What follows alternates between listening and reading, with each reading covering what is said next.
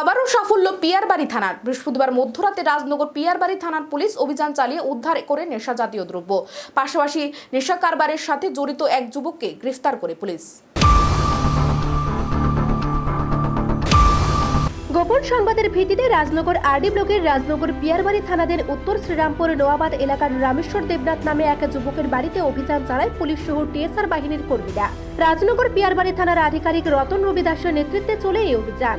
দীর্ঘ 1 ঘন্টার উপরে বাড়িতে তল্লাশি চালিয়ে বাড়ির বিভিন্ন স্থান থেকে 100 বোতল ফ্যান্সি ডিল ও 125 বোতল বিভিন্ন ব্র্যান্ডের বিলেতি মদ উদ্ধার করে পুলিশ। নেশা সামগ্রী উদ্ধার হওয়ার পরে বাড়ির মালিক রামেশ্বর দেবনাথকে গ্রেফতার করে রাজনগর পিয়ারবাড়ি থানাতে নিয়ে আসে।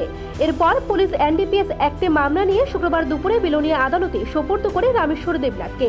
সংবাদ মাধ্যমের মুখোমুখি হয়ে রাজনগর পিয়ারবাড়ি থানার আধিকারিক রতন রবি দাস জানান, তদন্ত শুরু হয়েছে। রামেশ্বরের সাথে এই ব্যবসায় কে কে জড়িত আছে তা তদন্ত করে বের করা হবে এবং আইনগত ব্যবস্থা নেওয়া হবে।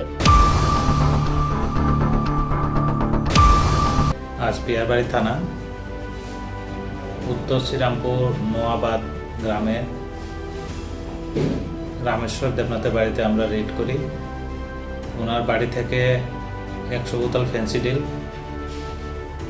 বিভিন্ন জাতীয় বিলিতি মদ 125 বোতল সিজ করি এবং রামেশ্বর দেবনাথকে আমরা অ্যারেস্ট করি।